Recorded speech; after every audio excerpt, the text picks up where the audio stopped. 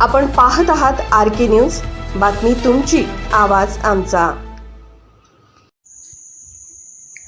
Doctor Appasaheb उर्फ सारे पाटील जयसिंगपूर उदगाव सहकारी बँकेची 67वी वार्षिक सर्वसाधारण सभा उत्साहात संपन्न।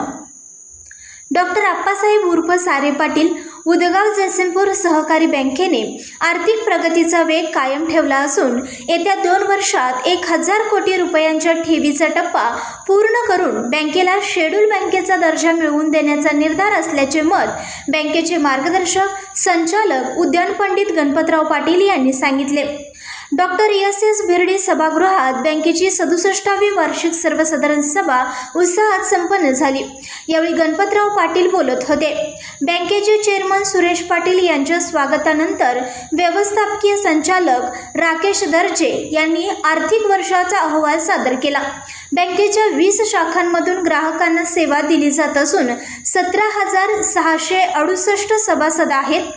31 मार्च 2026 अखेर बँकेच्या ठेवी 516 कोटी 67 लाख रुपये तर कर्ज वाटप 279 कोटी 71 लाख रुपये झाले आहे। आर्थिक वर्षात बँकेला 2 कोटी 10,74,706 रुपयांचा नफा झाला असून ऑडिट वर्ग A मिळाला आहे। सभासदांना 10% लाभांश देण्यात येणार आहे। मोबाईल बँकिंगच्या माध्यमातून दररोज 10,000हून अधिक व्यवहार होत असल्याचे दर्जे यांनी सांगितले।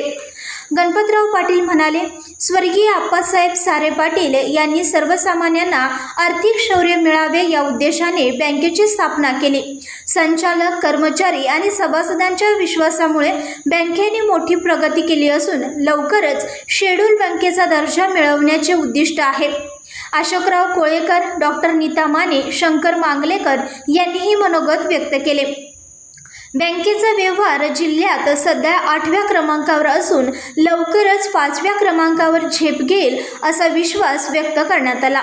शेवटी आभार संचालक शिवाजी पोळ यांनी मानले तर सभेची सांगता राष्ट्रगीताने करण्यात आली।